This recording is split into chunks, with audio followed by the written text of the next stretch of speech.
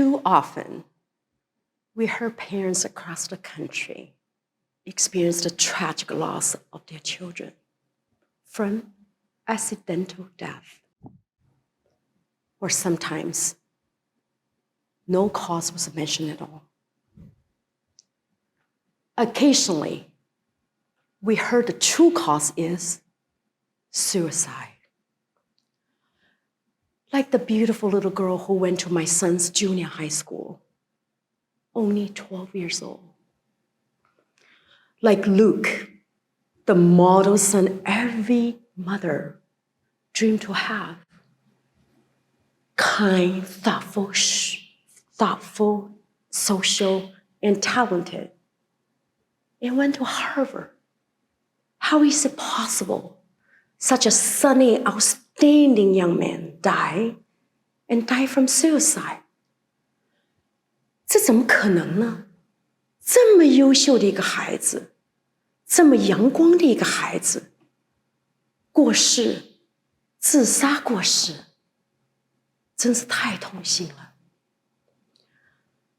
Mental illness and suicide are silent topic in Asian American communities. The best kept secret. See, in Chinese culture, there's a deep-rooted stigma and shame. We value education. Mom's love is shown by cooking abundance, homemade food, breakfast, lunch, and dinner, and for our children's friends, pasta parties, sporting events, birthday parties. And our love is shown by working long hours in companies, restaurants, the farms, like those lost their lives in Half Moon Bay shooting, so that our children can have a better education, have a financial security. I wonder, those brothers and sisters lost their life in Half Moon Bay share the same dreams as me, as immigrant parents from China. In Chinese culture, we value education with the goal of 德智体全面发展. 德 means to build a strong moral character. 智 means intellectual development, and 体, physical development. There's no mention about psychological health. As I was studying nursing in China, there was no psychiatric nursing in our curriculum. As a mother of 5 born American children, I knew not too much about mental health. I don't have the language to describe it while raising them.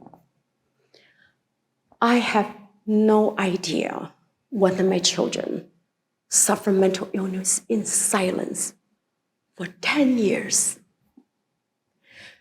There were signs. There were tears, nightmares. And I didn't know anything about it. Not until in college, when she experienced mental health crisis, she started to get help and started the road to recovery. And she told me, Mom, I'm the lucky one because many of my friends couldn't take time off to get better. They couldn't take time off to get help because the pressure to succeed. They couldn't get help because their parents, like me, then didn't know much about mental illness. They couldn't get help because their parents, under such a pressure to keep the secret due to the shame and stigma. 他们怕孩子告诉别人孩子有 mental illness, 他们觉得很丢脸。As parents, we also bring our unique experience growing up to our parenting, including the traumatic experience. I remember one day walking home from school, watching my father taken away in handcuffs.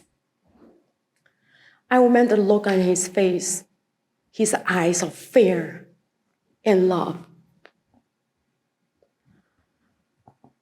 I was forced in involuntary displacement, separated from my parents as a teenager.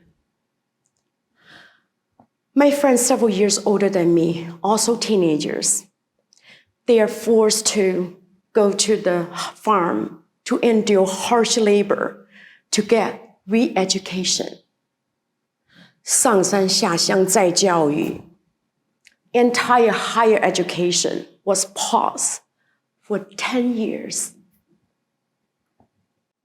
Research showed that Asian American college students are 40% more likely to have attempted suicide compared to white students, but half as likely to be diagnosed with mental health conditions. Asian Americans are also 3 times less likely to get professional help compared to whites. The exponential anti-Asian hate during COVID and anti-racism has affected our youth deeply. Because that confused their identity and also affect their sense of belonging, which are very important for their mental health. The situation has further exacerbated the already worsening mental health status for our youth. Overcoming the personal, cultural, and structural barrier is a monumental task, but no child should suffer in silence. No one should die in silence. Mental illness is treatable. Recovery is possible. There is hope. Don't lose hope. We can instill hope by first set the goal of wellness as the child development. 爸爸妈妈们要注意孩子们的身心健康。Let's put psychological well-being into the 德智体全面发展。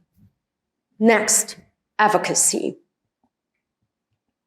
We need to advocate for the equitable distribution of resources to our Asian American community, research fundings, bilingual providers, supporting the community-based organizations, CBOs. National Institute of Health, over 25-year period, only allocated 0.17% of the research funding to the AAPI community. Philanthropies, less than 0.2%, while Asian American accounts for 7% of our nation's population, the fastest growing immigrant group. We need to elevate our voices, amplify our voices, like Sandy and her parents. We need to amplify our voices by writing op-eds, by making documentary films. Documentary films also educate the parents, and we can further educate the parents by using the toolkits our Breaking Silence team developed, and also by mental health first aid training. Last not least is support.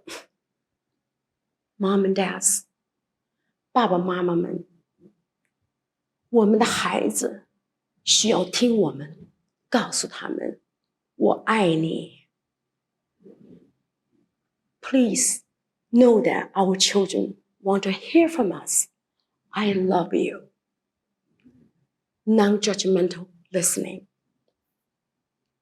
But support coming from the parents are not enough. We need to build a network of support. We need to have a village of support from community members, advocates, aunts, uncles, advocates, and every one of you on the audience. Please join me to ride the waves, to break the silence, to save young lives. Thank you so much.